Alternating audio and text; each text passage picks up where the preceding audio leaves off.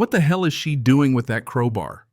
Right? That's exactly what I was asking myself at 2 in the morning when my HOA president, yeah, the same woman who once fined me for having improperly arranged wind chimes, broke into my ranch garage, found something that made her absolutely lose it, and then called 911 on me. Not kidding. This woman went from measuring my grass with a ruler to straight up felonies in like 3 days flat. She thought she was catching me with some kind of illegal stash, but what she found in that safe changed everything, and the whole neighborhood woke up to her screaming like she'd seen a ghost. You want to talk about reality TV? I've got every second on camera.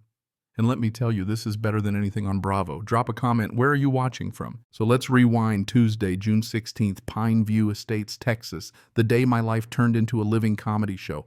I'm 32, a mechanic, just fixing cars, minding my business, inheriting this little 5-acre ranch from my dad. It's just a house, a garage, my chicken coop, and a kind of peace you can't put a price on, unless you're Diane Foster, 50 years old, HOA president, and self-appointed queen of petty. For her, my existence was an offense like my grass is her national security crisis. Violation. Violation. This is unacceptable. That's what I woke up to at 6:00 a.m. I stumbled out in last night's jeans, half awake, and there's Diane sprawled on my lawn, measuring each blade of grass like she's dusting for prints at a murder scene.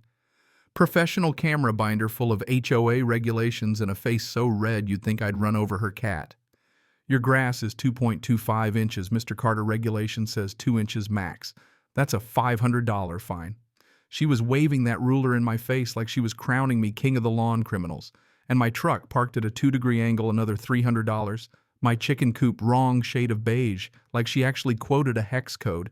You ever hear someone say, your garage door was open for 16 minutes yesterday, 1 minute over the limit. Yeah, welcome to Pine View.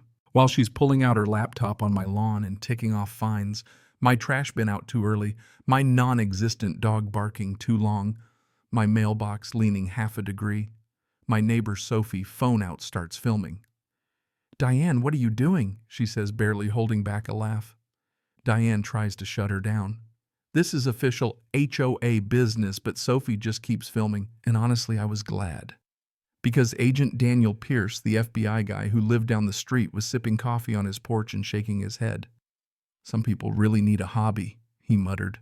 No joke. After Diane left, 23 violations, $2,000 in fines, half of them made up on the spot. I tried to get on with my day. But that night, something felt off. On my workbench, there's a business card, Agent Pierce FBI with a number, and next to it, a metal briefcase with the FBI logo.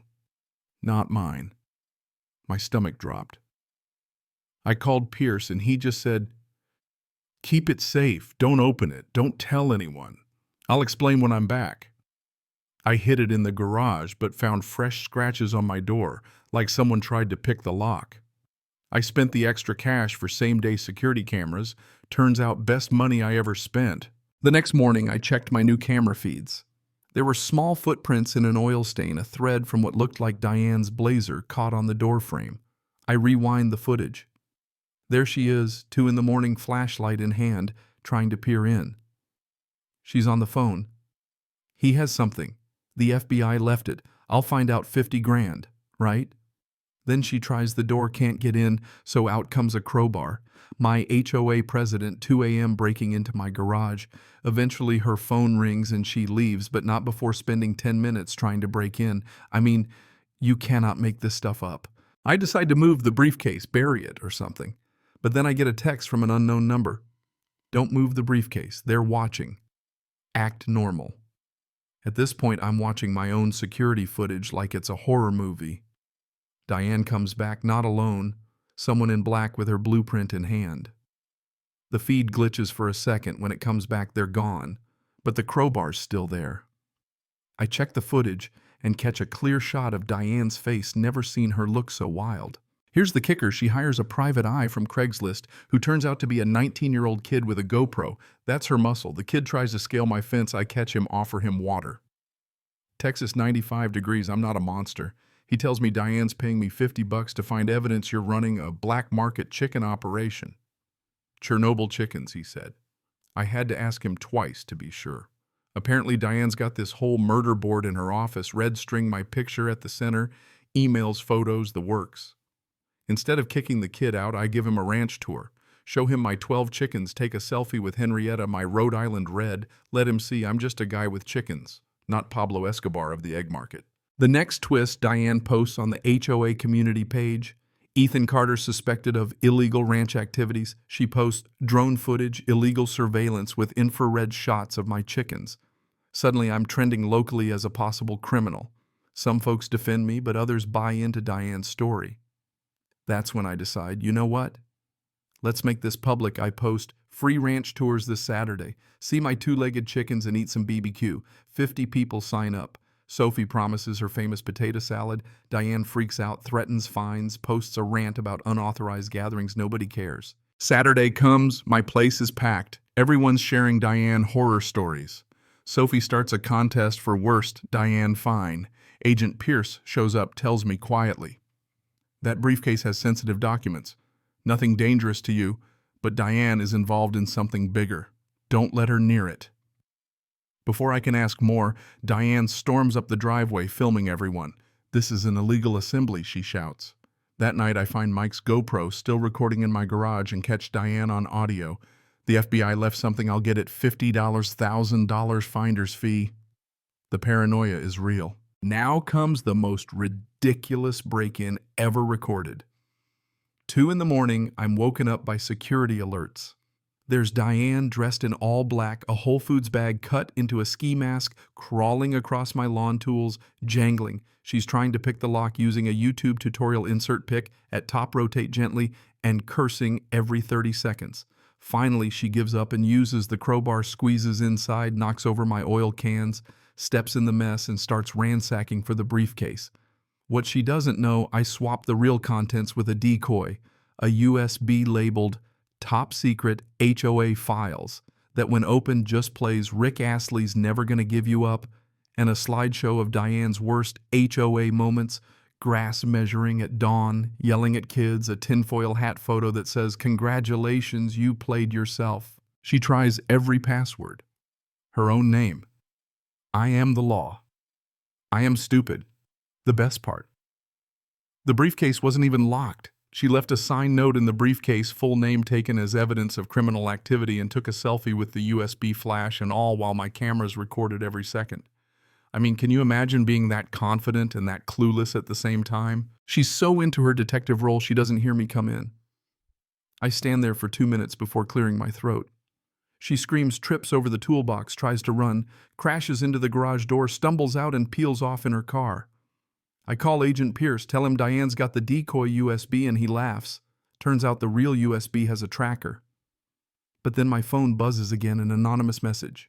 She just activated the tracker, 17 SUVs en route. Except my USB wasn't the real one. If Diane's being tracked, who set that up and how do they have my number? The next morning, Diane's on my porch with a store-bought pie and a plastic smile. "Let's start fresh, Ethan," she says. I play along, recording everything, but her hands are shaking. She gets a call, her face turns white. The library. I can do that. Untraceable. She leaves, and 5 minutes later, FBI SUVs swarm her house.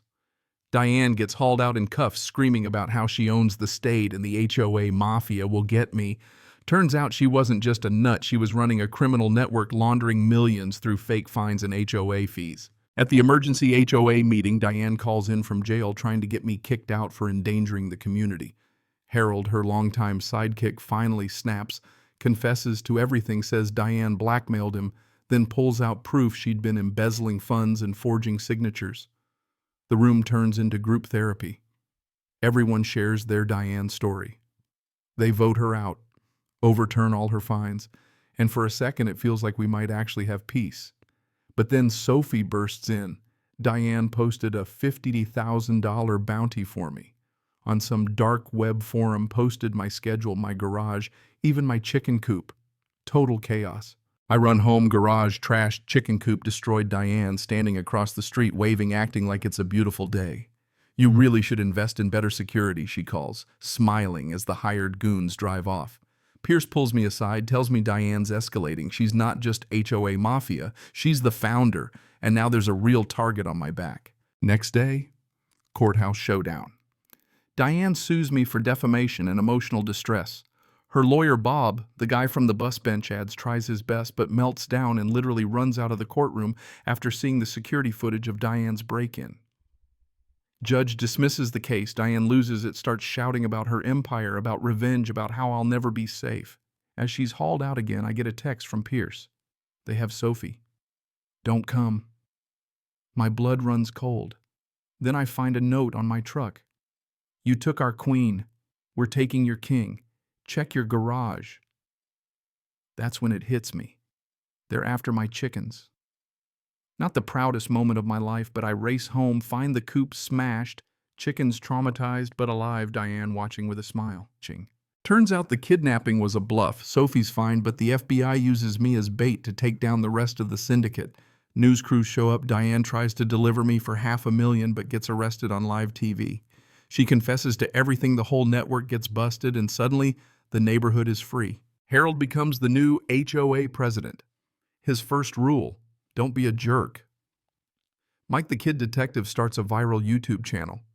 Pierce gets promoted. Bob the lawyer updates his ads to no HOA cases. My chickens become celebrities. One even starts laying square eggs. 6 months later, I get a letter from Diane in prison. Could you send a ruler?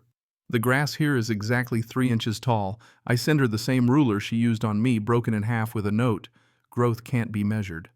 Sophie and I sit on the porch, grass growing wild, laughing at how things turned out. I get a package, an FBI conference badge, and a note. If you ever get tired of fixing cars, we could use someone like you. There's a conference next month. Interested. Then a photo slips out, shadowy figure last night near my house.